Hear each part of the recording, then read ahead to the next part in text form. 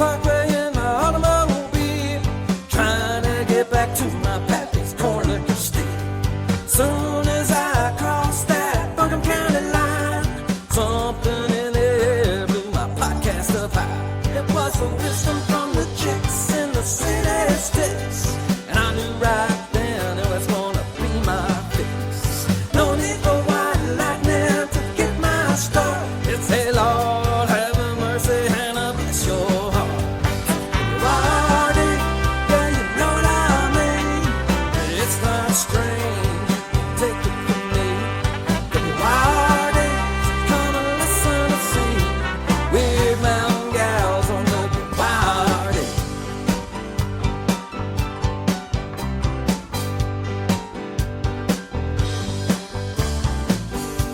Up on Weird Mountain, they've been getting their kicks, jamming on the porch just to hit and mash.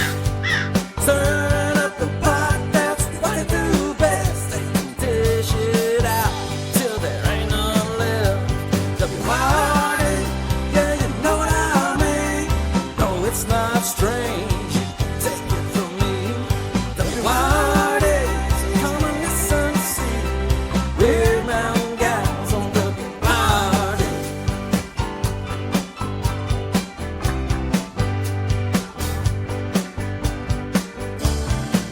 Well, I finally found my pappy's corn liquor steal. Filled up the jug and had to hit the trail. Gotta get back to the cottage in the Mashville woods, to the weird mountain gals neighborhood. W-Y-R-D, yeah, you know what I mean. It's not strange, take it from me. W-Y-R-D, come and listen and see weird mountain gals on W-Y-R-D. It's them weird mountain gals on W-Y-R-D. It's them weird mountain gals on W-Y-R-D.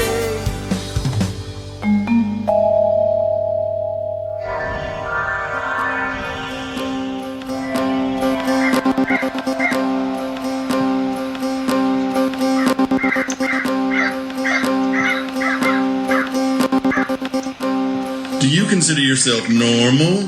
Then this is not the show for you. Please go somewhere else. This is WYRD. If it's getting weird, it's got to be the Weird Mountain Gals show.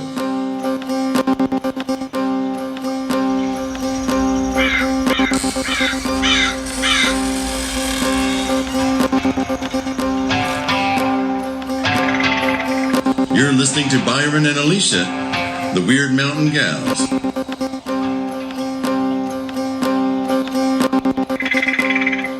Well, you turned out fine. Well, you know, Maybe a little mean if somebody pissed you off. I ain't perfectly healthy by any stretch of the imagination, but hell, I'm almost 70. I guess I'm. Byron, I think you're real healthy. You're real healthy, and I'm not bad healthy. yeah, no, you're good shape. And if you judge somebody by the work that they get done, you're in damn perfect shape. You know. I can't help it. I'm just a farmer without a farm. Well, you have a farm. It just doesn't look like the older farms. You have a farm.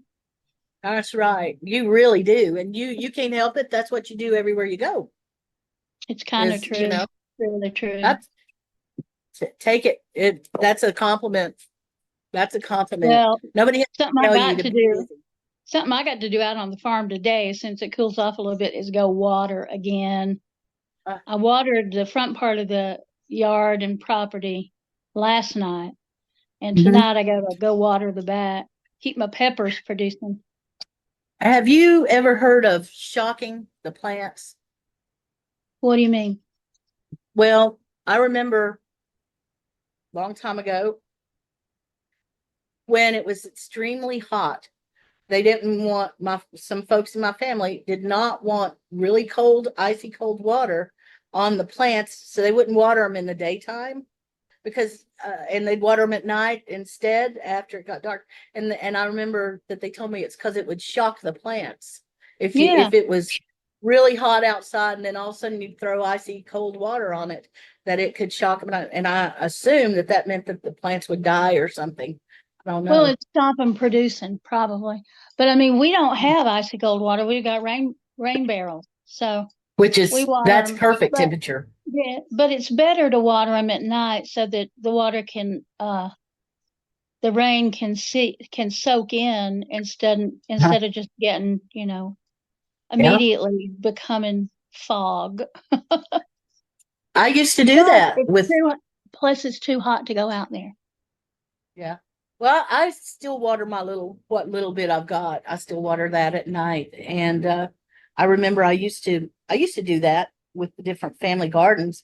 And that's one of the reasons that I loved or developed a love for going outside at night.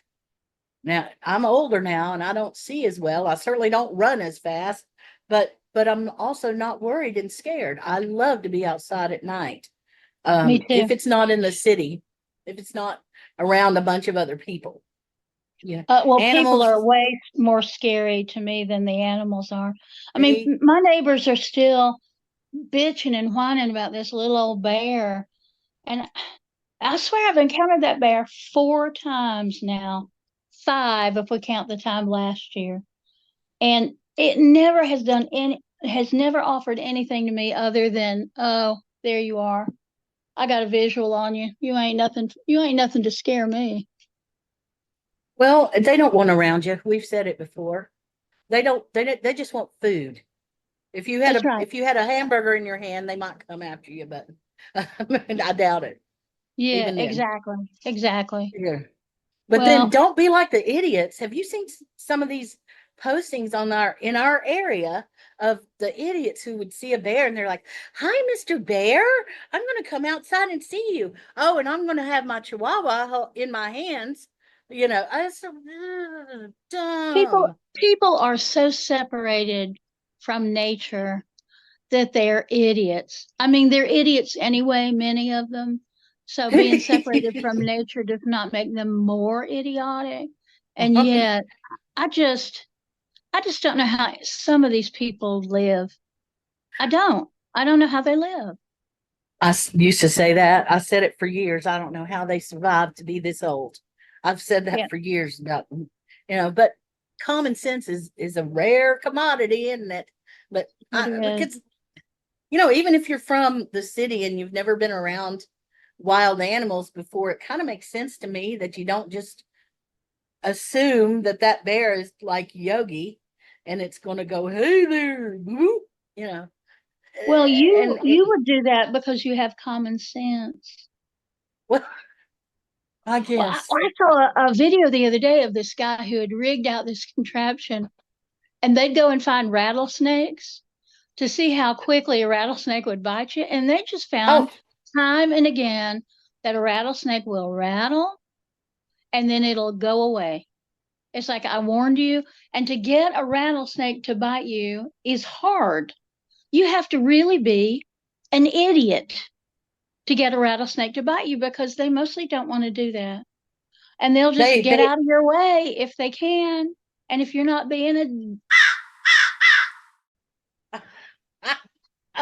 don't mince words. What do you really think?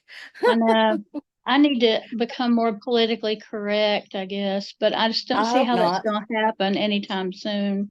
Yeah, I hope you I don't mean, there's bother things with that I that. just look at them and I go, how can you believe that?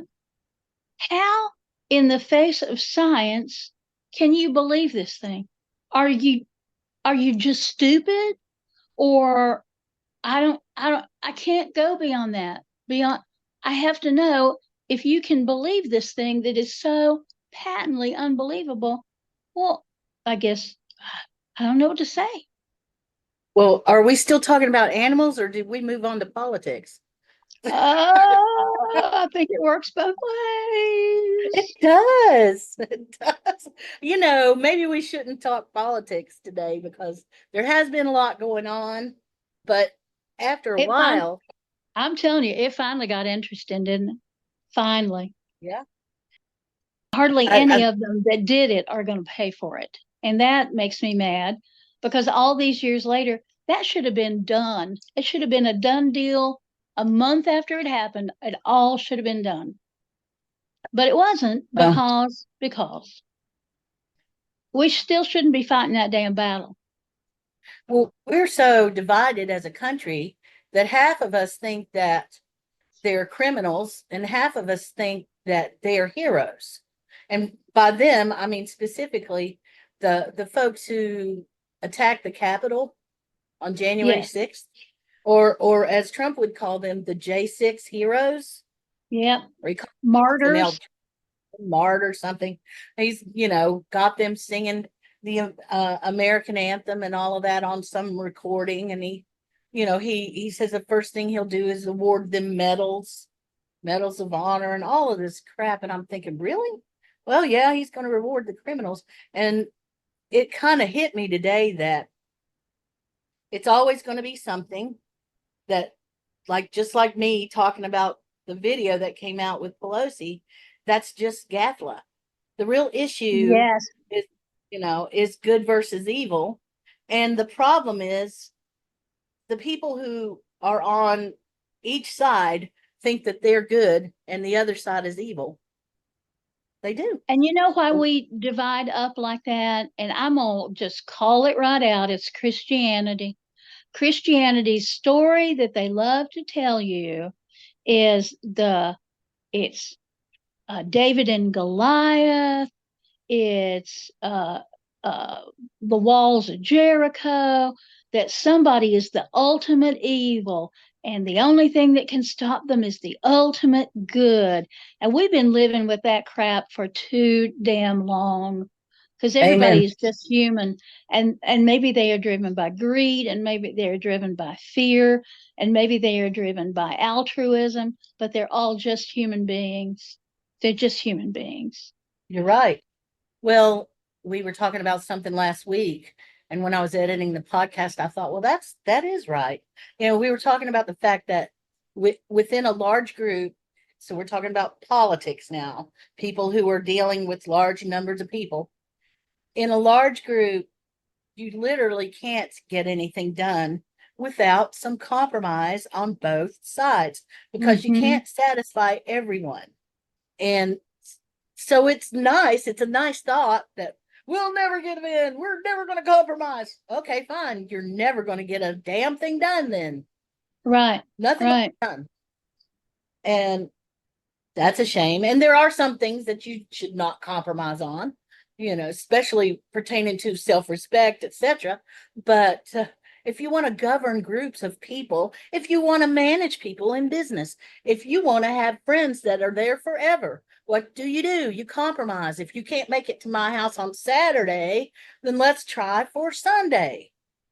It doesn't actually bring you down. You're not giving up any giant principles, so that's the thing. But compromise is hard because it's details, and it doesn't happen all at once. It has to be worked on and made into something that is workable and usable. And that, again, it's just my opinion, but that is how it works, at least what I've seen. You don't try and make everybody happy, because it just won't happen. Well, because you can't do it. Right.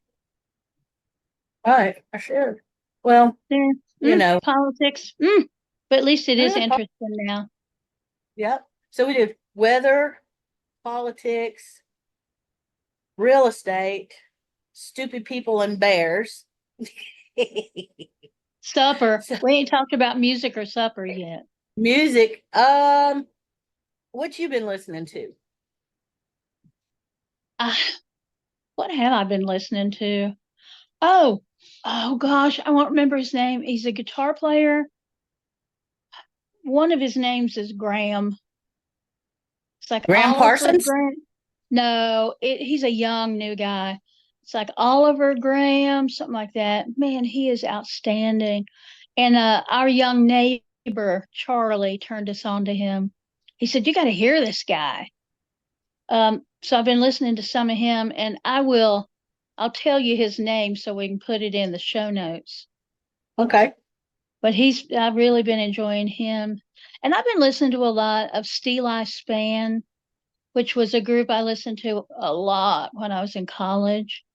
And I've really been enjoying that. Steel, like Steeleie, Steel Eye. And the second word Oh, is span, SPAN. okay. Okay. Okay. Cool. They're kind I've of been listening. folkish, folkish, I guess, music, I would say. They're still around. They're still touring. Cool. Are they like the Lumineers? Kind of. Are they a big band, big group? No, no, they're I don't even know what they're like really, because they do traditional folk music, but they do it like with electric guitars and stuff like that. And the lead singer, female singer, is Maddie Pryor, and she has this beautiful high range voice. Wow. And it's just fun stuff.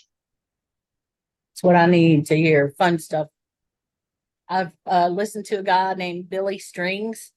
Have you ever I heard of love him? Billy Strings. Yeah. Oh, I was late to the game. I just heard of him recently, and he's fun. I saw some video that had him playing some song about it was just a little weed or something. It was little something in the bag or something. And there's a guy behind him just standing there, just evidently just in the room because this Billy Strings was sitting in a room somewhere. The guy was behind him was barefooted and holding some sort of drink and laughing his butt off. I don't know what was so funny or if he was just high.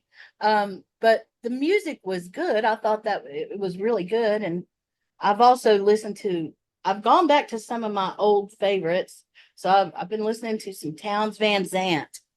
Oh, so And good. So good. I mean, he had this way of kind of making his voice go, meow, Yeah. meow. They don't do that a lot in music anymore, but I Mm-mm. saw No, he's a got a beautiful video. voice.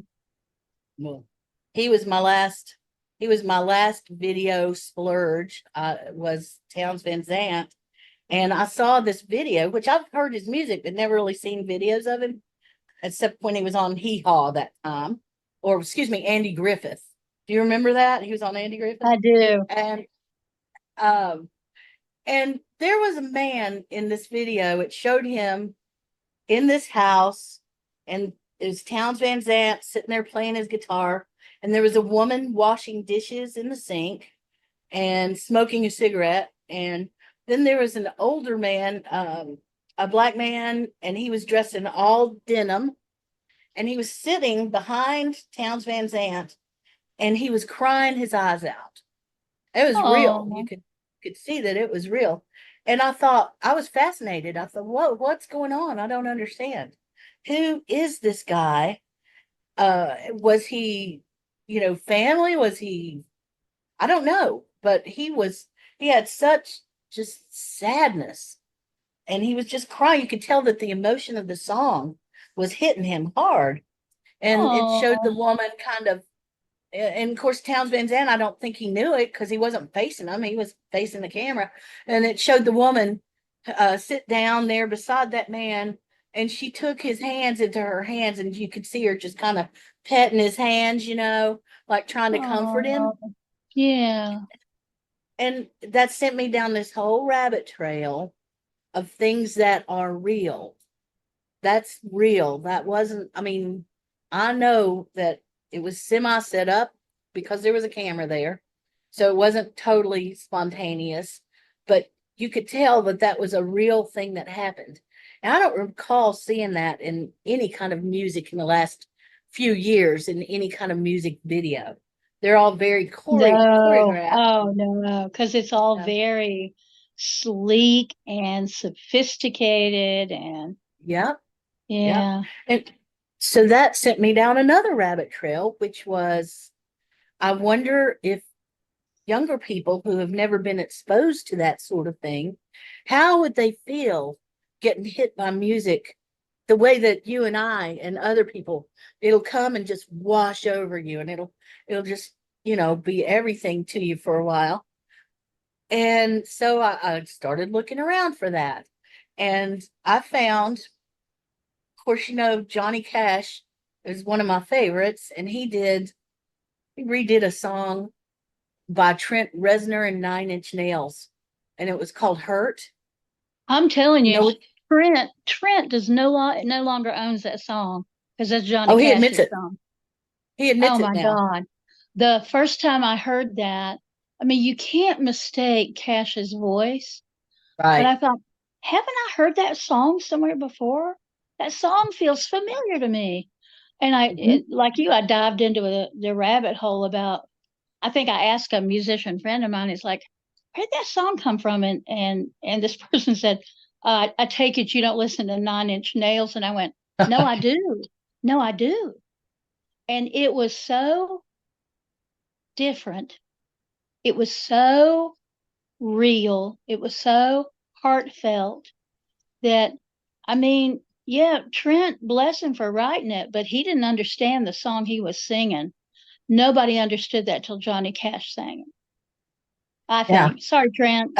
No, If you're I listening, agree. sorry, Trent. Well, Trent will admit that too, because I actually saw in my research, I saw Trent Reznor being interviewed about it, and he said right off the bat, he said, "That's not my song anymore. Did he That belongs really? to." He did. He admitted That, it. He it's tragic. recognized emotion. Yeah. So what I typed into the search engine was Cash Cash hurt reaction. Okay. And it sent me down, it gave me back a list of people who, it's this thing on the internet, on YouTube specifically, where they're supposed to be first time listeners. And I'm putting that in air quotes because who knows if they really are hearing something for the first time. And there's this whole subgroup of people that are on YouTube, and all they do is show themselves having reactions to songs that they hear for the first time. And I could say something about that trend and how devoid youth of today must be if they have to listen to that to learn how to have a reaction. I'd probably be wrong though. But the thing that I noticed is that several of those people cried. They were crying when they heard that song. And I'm glad, because that song should bring out some emotions. That song's about Absolutely. regret. Regret. Well, And there's a song that Tuatha does, and I know I'm prejudiced because I love them like family. But right after that terrible fire in Gatlinburg in 2016, mhm, which yeah. they barely escaped with their lives, let's be clear, um, they did a song called Appalachia's Burning. Oh And yeah. oh, I can't even say it without crying. But part of it was them singing it, um, knowing that where that came from was them surviving that fire when Mhm. there was plenty indication that they would not. So yeah, there's songs that really they hit you in the gut. That to me is the point of music, Yeah, I do is too. to create. If it doesn't flow all over you, what's the point? The point of music. You make your art, and art is expressing yourself. And people and the reason that art resonates or is popular is because it resonates. Mm-hmm. And so it's been kind of a fascinating journey of insomnia Oh, to bless your heart. no, it's okay. When I was younger, I would say, "Oh, I'll sleep when I'm dead." Well, maybe I really believe that and just don't know. Mom told me the other day, she said, "Well, even when you were a baby," she said that it was some incredible amount of time, like 6 or 8 months before I slept all night. And she said that Wow. the first time I slept was in Robbinsville, and I slept all night long. And my grandma was so excited that she called Mom to tell her that I slept all night long. And she said, "You've never had a normal sleep schedule." And I thought, well, that's not what I remember, but okay. Huh. So it's always Yeah. been a potential issue with you. Yeah, I think it was easy to bring it out. I took to second shift. When I worked second shift, I took to it. I liked it very much. And to this day, I think that I'd be a better second shift worker because although I like mornings, I like mornings to be quiet and without other people in them. So, so I like to take my time to wake up and kind of acclimate to this world, because Yeah. dream life is real. And it takes me a little time sometimes to go from dream world to real world. And so I like to kind of do that. But anyway, my point in that was the insomnia is something I'm working on. I'm not actually freaking out too bad. If I can find a way to deal with it, that would be great. I'm just now learning about low dopamine. So I don't know anything much about it. I literally just started learning about it. So I don't feel too Oh, confident about, but they say that low dopamine can really affect your sleep. And huh. yeah, and so I'm wondering if maybe that has something to do with it. This is all just, I'll never figure it out. And I'll die of old age still not having it all figured out. So it's just a process. I'll get it all figured out someday. Till then, when I do have insomnia, I'm able to learn stuff. I can go in and and I also, for whatever reason, I don't feel obligated to go in and learn anything worthwhile. I just go in and try and figure out whatever subject is on my mind.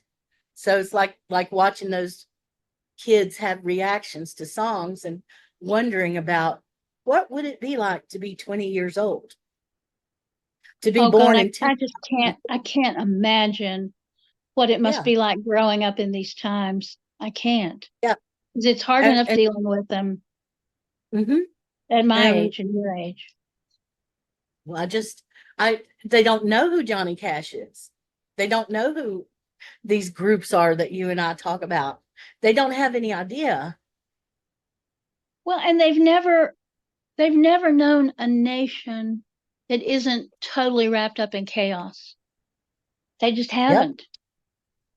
And Yeah. we had the 70s when once Vietnam was not hanging over us like this sort of damn Damocles, then Ah, we had some times to not constantly be thinking about war. And I know we worried about nukes and everything else that we have always worried about, but it felt like we could, if we protested enough, and maybe it's because of Vietnam, if we protest enough, we can change things.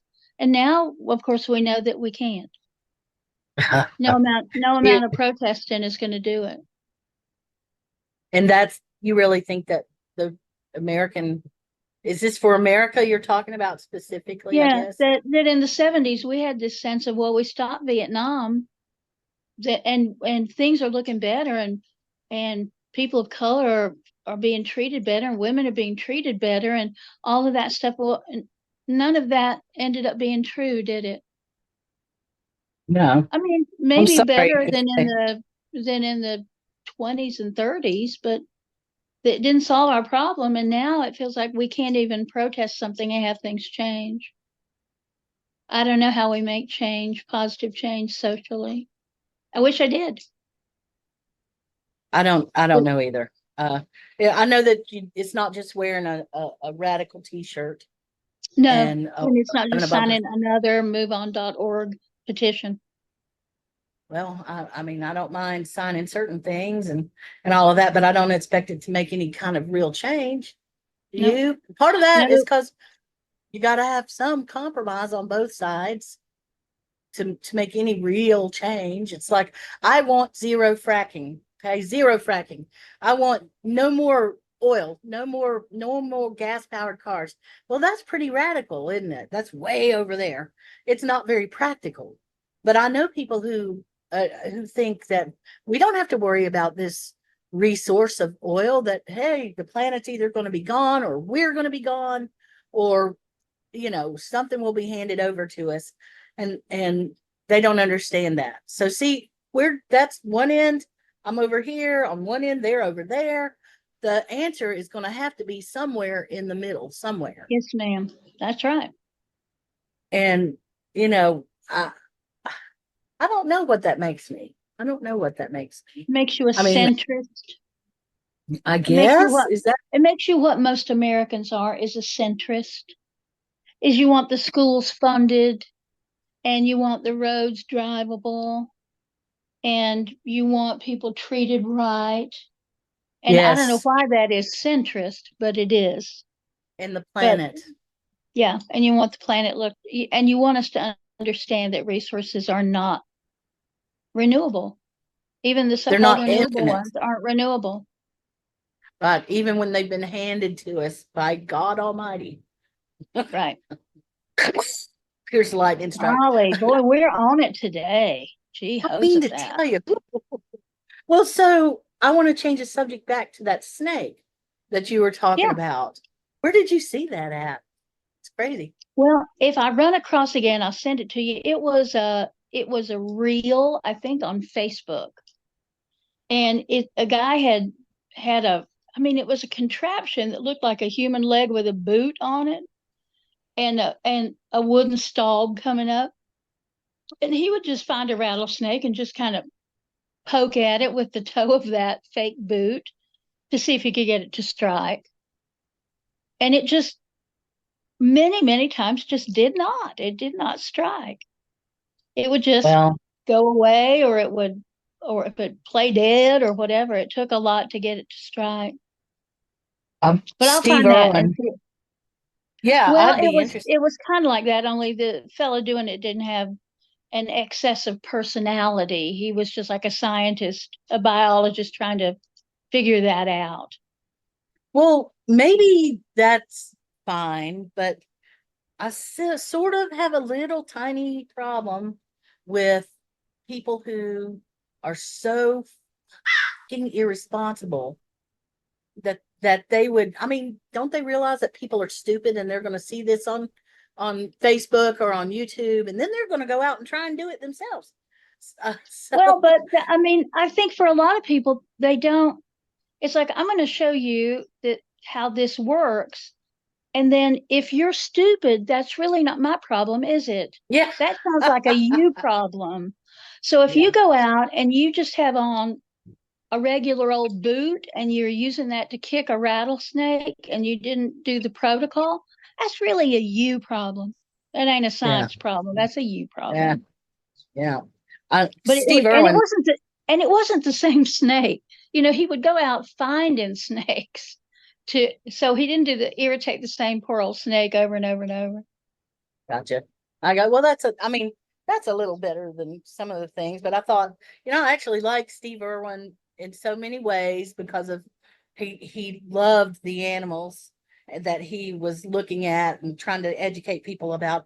So that's commendable, but he got his attention by doing stupid stuff. I'm gonna go jump on this alligator and see if it gets mad, and he had there was some video that showed up in my snake feed, and it had the 10 deadliest snakes that Steve Irwin ever dealt with or something, and it had him doing the stupidest stuff. I couldn't watch it all the way through. I was like, no, that's just ridiculous. He'd jump out, he'd find some super dangerous snake, then he'd just pick it right up and hold on to it, and it'd be about a foot away from his face. He just, you can't do that. And he made a statement that all snakes, he was talking, and it goes with what you were saying earlier. The snake doesn't want anything to do with you. But he had this one rattlesnake that I did watch it all the way through. The rattlesnake was mad. The rattlesnake wanted to bite and defend itself. And Steve Irwin was saying, well, if you give them 20 seconds, they'll calm down. It takes 20 seconds for them to calm down. And the snake did calm down a little bit after 20 seconds. But how many people are going to go, well, this snake ain't going to bite me if I stay here for 20 seconds? I'm just going to say one thing about all of what you just said, and that is a deplorable use of testosterone. He would have been better off using that for some other things than showing off in front of a camera. But it's what people with an excess of testosterone often do. I think it They was a market move. I think it probably. was a smart thing because that's why people started knowing about him, was because, hey, did you see that guy? He was so stupid. He did blah, blah, blah, blah, blah. I think people would, because they love that stuff. People Oh, yeah, eat that stupid human up. tricks. Yeah. They're, what is wrong with that? Now, you know what? I actually thought that today was going to be light story. We're just going to go from story to story to story. And look at us. Here we are. Speaking of stories, I'm just going to change the whole thing. So All I'm going to right. be going to this thing in October, back up to Wisteria, my home sweet home, and I'm going to develop a class on how to tell a ghost story. So we can do that as like once I've figured out the class, because I haven't yet. We can do that as like a special Weird Mountain Gals special. Yes. How to tell a ghost story. Be great. That'd be That'd be really great. fun. I guarantee it would be. Well, I'm extremely interested in how Feral Church does. Boy, me too. I know, kind of a different subject, but kind of not. I'm really going to be interested in that because to me, it's probably going to be one of the most fascinating books that you've written. But I don't know what's in it. I'm just kind of imagining things. Well, and I don't know if I'm reading something into it that I'm not, but I finally I had to fill out this form for my publisher, and I sent it to my editor and also sent it to my publicist. And I actually heard back from my publicist. I know, Whoa. unbelievable. And he said, "Hey, I read your author questionnaire, and I've got some great ideas about Feral Church. Now let's have a meeting sometime in September. We'll have a meeting. We'll talk about it." And I'd ask him if I could get some advanced readers copies once those are printed, which I was told they would be printed in August. So obviously that has not happened yet. But then he was like, "Oh, yeah, of course. How many do you need? You only need 5." And I said, "Well, I mean, if I could ask for the moon, I'd like 10." So I don't know if they're starting to get information about pre-orders, because at this point, Malaprops has like 60 pre-orders for that book. And it'll be way more than that the closer we get. But we basically announced that book was available for pre-sale, and it went crazy at Malaprops, and I'm assuming it went crazy at maybe someplace else too. So we'll see. Fingers crossed. What none of them know about Feral Church is that it is the spear point for an entire movement. Yeah. And I've already got the website is in place now. Oh. And it's not fleshed out yet, but it's in place. So you can go to feralchurch.org and there's a website there. And we are in the process of fleshing that out. So the white papers are going to be there. The definition of a feral church is going to be in there, and an invitation. If you believe that what you are doing qualifies as a feral church, you can sign up to be part of this network of feral churches so that we can support each other and learn from each other. And feral church is circles on the ground. So I've been asking people to do circles on the ground for 10 years. And so now I'm going to show them how to do it. So we're going to see what happens when this thing launches in January. Because I'm going to have all of that drop the same day the book drops. So that you're going to be reading white papers, you're going to be ordering books, you're going to be buying books, you're going to be all the stuff. Hey, thank you for spending your time with us here at Weird Mountain Gals.